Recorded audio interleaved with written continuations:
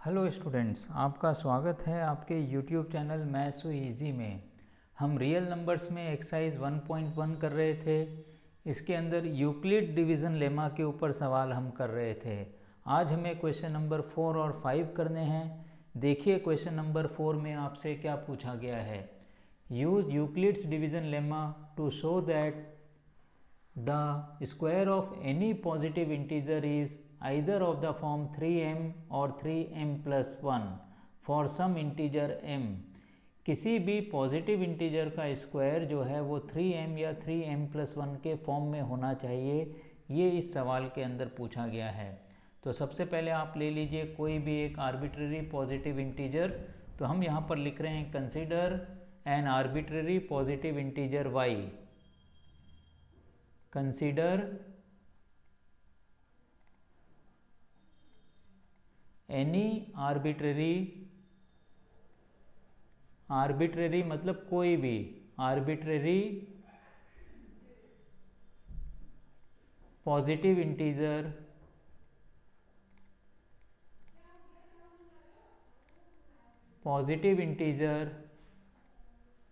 y। कोई भी हमने एक पॉजिटिव इंटीजर y लिया है। अब हम क्या करेंगे, taking y as dividend and 3 as divisor. तो यहाँ पर आप लिखिए taking y as dividend. y को हम डिविडेंड ले रहे हैं, taking y as dividend and 3 as divisor. 3 को हम क्या ले रहे हैं, डिवाइज़र ले रहे हैं। अब इसके अंदर हम क्या करेंगे, यूक्लिड्स डिवीज़न लेमा लगाएंगे, बाय यूक्लिड्स डिवीज़न लेमा। तो अगली लाइन में आप लिखिए by Euclid's division lemma.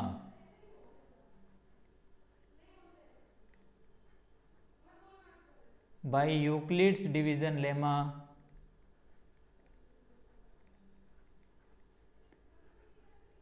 Euclid's division lemma हमने आपको पिछली 2 क्लासों में बताई हुई है।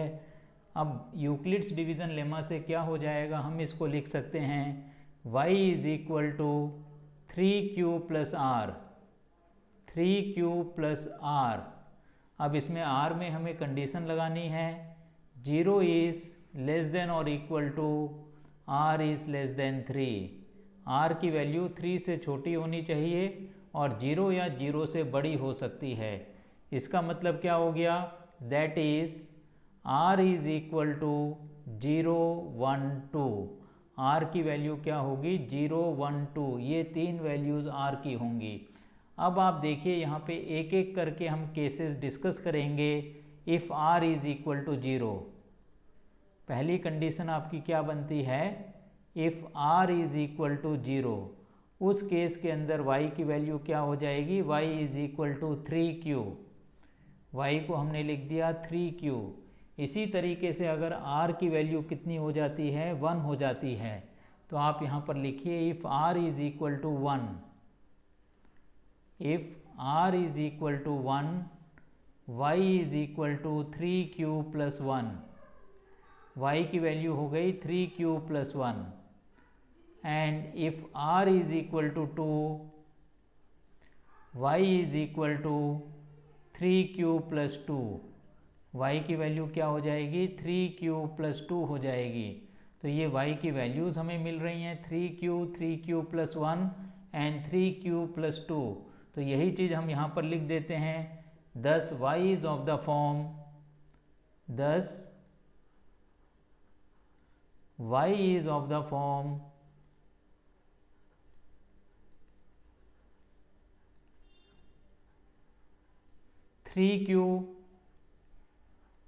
3q प्लस 1 और 3q प्लस 2। ये 3 फॉर्म्स हैं, 3q प्लस 1, 3q प्लस 2। ये y के 3 फॉर्म्स हमें मिल रहे हैं। नाउ स्क्वायरिंग y इन ईच केस। अब आगे हमें क्या करना है, क्योंकि हमें स्क्वायर नंबर के लिए पूछा गया है। Now squaring y in each case। Now squaring y in each case. हमें क्या करना है, हर केस के अंदर y को स्क्वायर करना है। तो हम क्या लिखेंगे, if y is equal to 3q।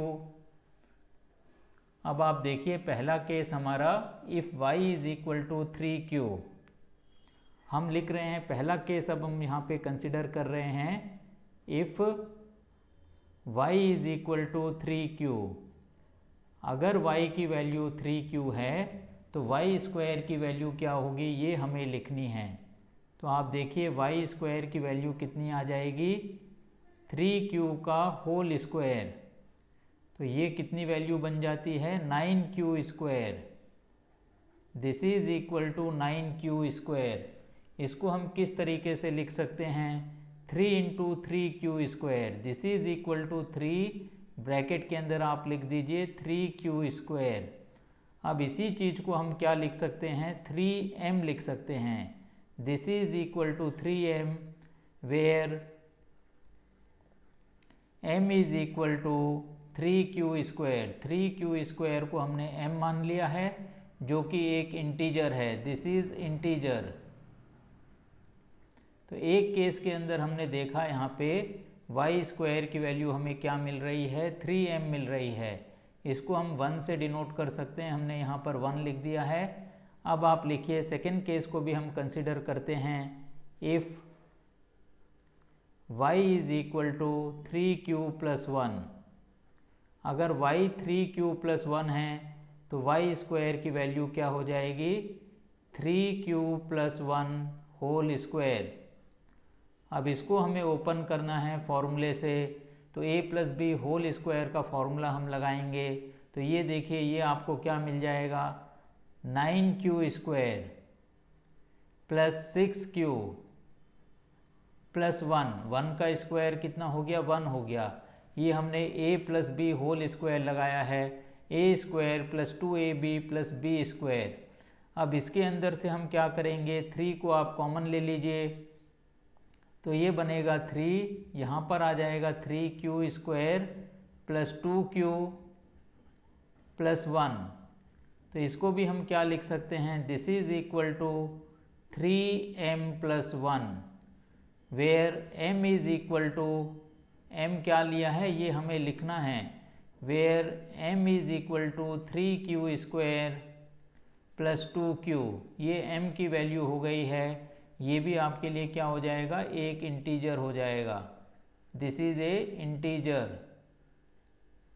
वैसे तो ये पॉजिटिव इंटीजर होगा, पॉजिटिव इंटीजर भी आप लिख सकते हो या केवल इंटीजर लिख सकते हो। फॉर सम इंटीजर m पूछा गया है यहाँ पर, तो इसकी वैल्यू कितनी हो गई, y square is equal to 3m plus 1।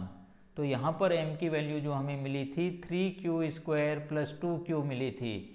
इसको आप लिख दीजिए इक्वेशन नंबर 2।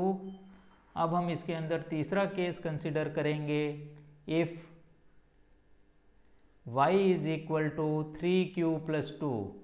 अगर y की वैल्यू 3q प्लस 2 है, उस केस के अंदर y स्क्वायर कितना बनेगा, y square is equal to 3q plus 2 whole square. अब इसको भी हमें ओपन करना है, तो ये हमें कितना मिल जाएगा, आप देखिए 3q का होल स्क्वायर अगर हम लिखते हैं 9q स्क्वायर, a स्क्वायर मतलब 9q स्क्वायर हो गया यहाँ पर। अब 3 2 जा 6, 6 इंटू 2 कितना हो गया 12q, तो यहाँ पर आ जाएगा 12q। अब हमें 2 का स्क्वायर करना है, तो ये कितना बन गया, ये 4 बन गया। इस 4 को आप क्या कर सकते हो, 3 प्लस 1 हम लिख सकते हैं। तो ये हमारा बनता है 9q square plus 12q plus 3 plus 1। अब आप 3 कॉमन ले लीजिए। अगर हम 3 कॉमन ले लेते हैं तो हमें मिलता है 3q square plus 4q plus 1, और एक प्लस 1 यहाँ पर लिखे रहेगा। अब हम क्या करेंगे, इधर जो ब्रैकेट के अंदर मैंने लिखा है 3q square plus 4q plus 1, इसको हम m ले लेंगे। तो ये बन गया this is equal to 3m plus 1, 3m plus 1। यहाँ पर भी आप लिखिए where m is equal to 3q square plus 4q plus 1, और ये भी क्या है, एक इंटीजर है, दिस इज इंटीजर। ये हमारी हो गई इक्वेशन नंबर 3। तो इस तरीके से हमने ये देखा यहाँ पर कि वाई स्क्वायर जो है 3m या 3m प्लस 1 के फॉर्म में आती है। तो आप लिख दीजिए hence from 1 to n3, hence from 1 to n3, from 1 to n3 y square is equal to 3m और 3m plus 1 for some integer m। यहाँ पर हम ये भी लिख सकते हैं for some integer m, for some integer m।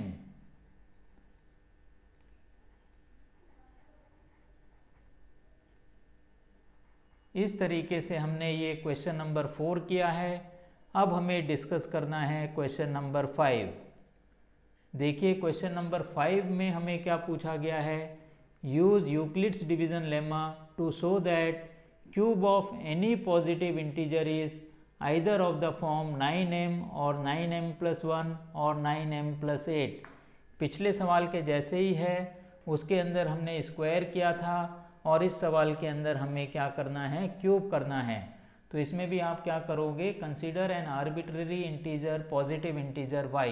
यहाँ पर भी हमें एक इंटीजर लेना है पॉजिटिव इंटीजर y। तो आप लिखिए कंसीडर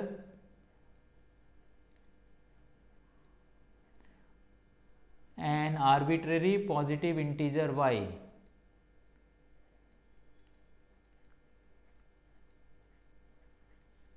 पॉजिटिव इंटीजर y, एक हमने पॉजिटिव इंटीजर y लिया है। तो अब यहाँ पर taking y as dividend and 3 as divisor, taking y as dividend, पहले सवाल के जैसे डिविडेंड लिया है हमने y को, एंड 3 एज डिवाइजर, 3 को हम क्या ले रहे हैं, डिवाइज़र ले रहे हैं। जैसे हमने पिछले सवाल में किया था बिल्कुल वही काम कर रहे हैं, बाय यूक्लिड्स डिवीज़न लेमा। अब इसके अंदर हम यूक्लिड्स डिवीज़न लेमा लगाएंगे। तो हमने लिख दिया यहाँ पर by Euclid's division lemma, by Euclid's division lemma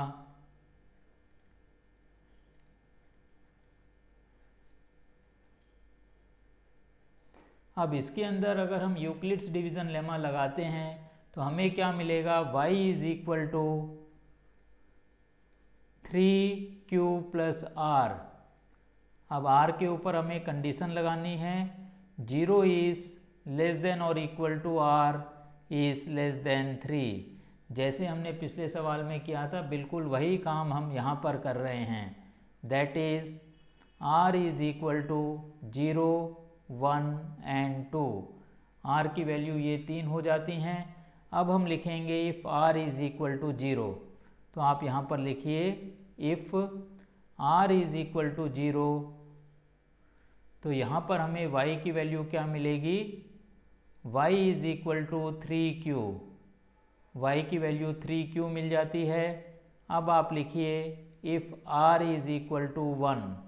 अगर r की वैल्यू 1 होती है तो y की वैल्यू हमें मिलेगी 3q प्लस 1। इसी तरीके से if r is equal to 2, अगर r की वैल्यू 2 हो जाती है तो y की वैल्यू मिलती है 3q प्लस 2। यहाँ तक तो सवाल क्या है, बिल्कुल जैसा हमने पिछले सवाल के अंदर किया था वही सवाल है। अब पिछले सवाल में हमने स्क्वायर बोथ साइड्स किया था, स्क्वायरिंग बोथ साइड्स। यहाँ पर हम क्या करेंगे, क्यूबिंग बोथ साइड्स। तो यहाँ पर आप लिख दीजिए क्यूबिंग बोथ साइड्स। तो यहाँ पर हम क्या करेंगे, cubing both sides in each case. तो हमने यहाँ पर लिख दिया cubing both sides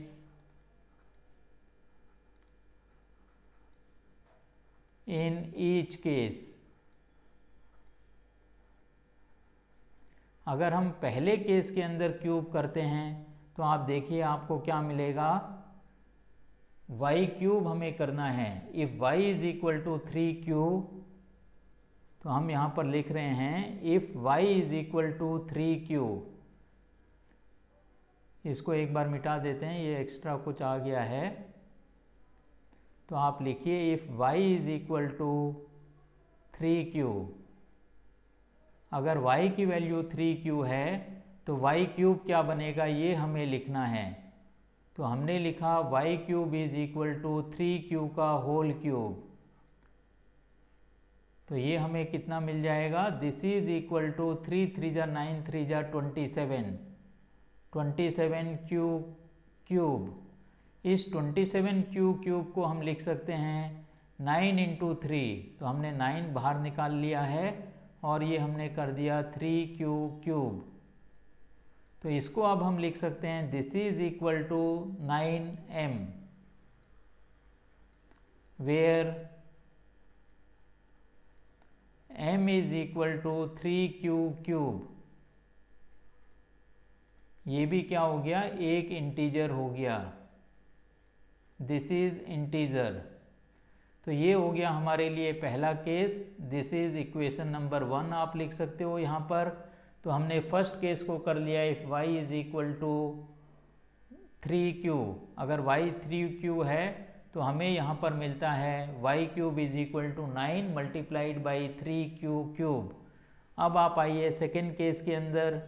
second case हमारा क्या है, if y is equal to 3 cube plus 1। तब हमें y क्यूब निकालना है। तो y क्यूब कितना बन जाएगा, 3 क्यूब प्लस 1 का होल क्यूब। अब यहाँ पर हमें a plus b whole cube से खोलना है। तो आप ये देखिए 3 क्यू का होल क्यूब अगर हम करते हैं तो 27 क्यूब मिलेगा। इसके बाद हमें लिखना है 3a स्क्वायर b। तो हमने लिखा 3a स्क्वायर का मतलब 3 क्यू का होल स्क्वायर और b का मतलब है 1 प्लस 3 मल्टीप्लाइड बाई a हो गया आपके लिए 3 क्यू मल्टीप्लाइड बाई 1 स्क्वायर। इसी तरीके से यहाँ पर हमें मिलेगा 1 क्यूब। इसको अगर हम सिंप्लीफाई करते हैं तो हमें मिलता है 27 cube. a plus b whole cube हमने लगाया है। अब 3 3 जा 9 9 3 जा 27, तो ये बनेगा 27 क्यू स्क्वायर प्लस यहाँ पर आप देखिए 3 3 जा 9 और 1 का स्क्वायर 1 ही होता है। तो ये कितना बन गया, 9 क्यू बन गया प्लस 1। तो हमें यहाँ पर मिलता है 27 Q plus 27 Q square plus 9 Q plus 1। तो इसके अंदर से भी आप क्या करोगे, 9 को कॉमन निकाल लोगे। अगर हम 9 को कॉमन निकाल लेते हैं तो 9 3 जा 27, तो ये बनेगा 3 cube plus 3 q square plus 9 common निकालेंगे, यहाँ पर हमें मिलेगा क्यू प्लस 1। तो इसको भी हम यहाँ पर लिख सकते हैं 9m। तो यहाँ पर आपको लिखना है where m is equal to 3 cube plus 3 q square plus q. और ये भी क्या है, एक इंटीजर है।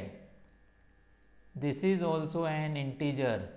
This is your equation number 2। अब हम अपने लास्ट केस के अंदर चलते हैं। If y is equal to 3 cube plus 2। अगर y की वैल्यू 3 क्यूब प्लस 2 हो जाती है, उस केस के अंदर y क्यूब क्या आएगा, तो ये बनेगा 3 क्यूब प्लस 2 होल क्यूब। तो इसको भी हमें क्या करना है, a plus b whole cube से ओपन करना है। तो 3 3 जा 9 3 जा 27 क्यूब। तो पहला टर्म हमें मिल रहा है 27 क्यूब। अब आप देखिए 3a² तो ये कितना बनेगा, 3 हमने यहाँ पर लिख दिया, a² का मतलब 3q का होल स्क्वायर प्लस b मतलब multiplied by 2 plus 3ab², 3 into 3q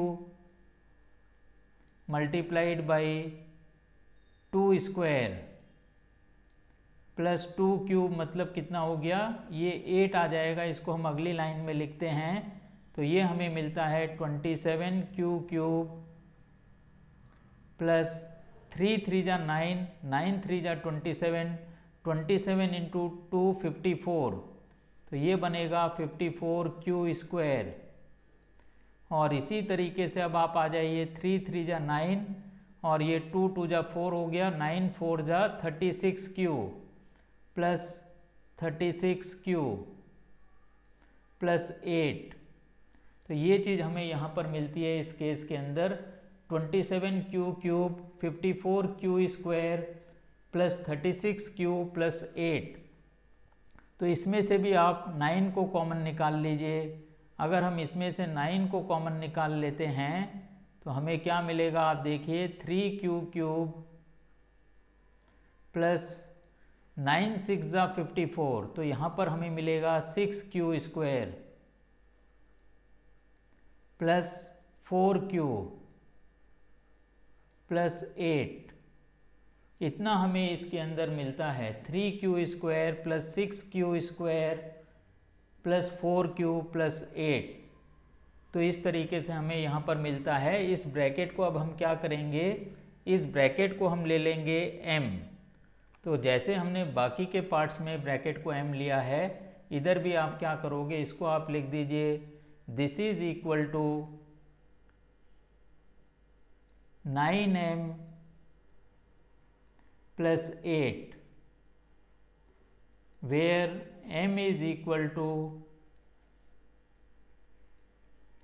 3q³ plus 6q² plus 4q। ये भी क्या है, एक इंटीजर है।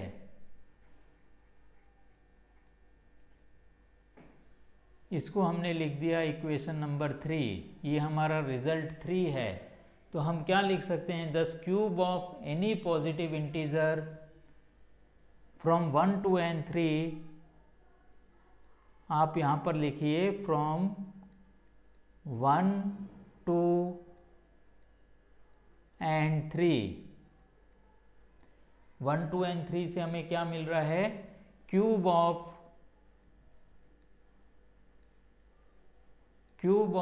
एनी पॉजिटिव इंटीजर,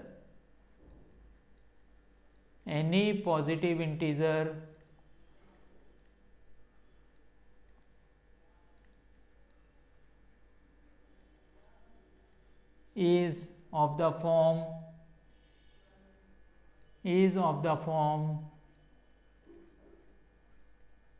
क्या फॉर्म्स हमें मिले हैं, 9m प्लस 1, जो भी फॉर्म्स है वो यहाँ पर आप मेंशन कर दीजिए। 9m और 9m प्लस 1 और 9m प्लस 8 और 9m प्लस 8। तो इसके साथ ही आज हमने ये एक्सरसाइज 1.1 कंप्लीट कर ली है। अगली क्लास में हम एक्सरसाइज 1.2 डिस्कस करेंगे। मैं उम्मीद करता हूँ कि ये पूरी एक्सरसाइज और ये लास्ट के 2 सवाल जो कि बहुत ही इम्पोर्टेंट हैं आपको अच्छी तरीके से समझ में आ गए होंगे। अगर मेरा पढ़ाना आपको समझ में आता है तो इस चैनल को ज़्यादा से ज़्यादा शेयर करिए, लाइक करिए और सब्सक्राइब करिए। इससे भी ज़रूरी जो नीडी स्टूडेंट्स हैं उनको इस चैनल के बारे में बताइए, जिससे वो भी अपनी पढ़ाई को आसान कर सकें। इसके साथ ही आज की क्लास हम यहीं ख़त्म करते हैं। Have a nice day.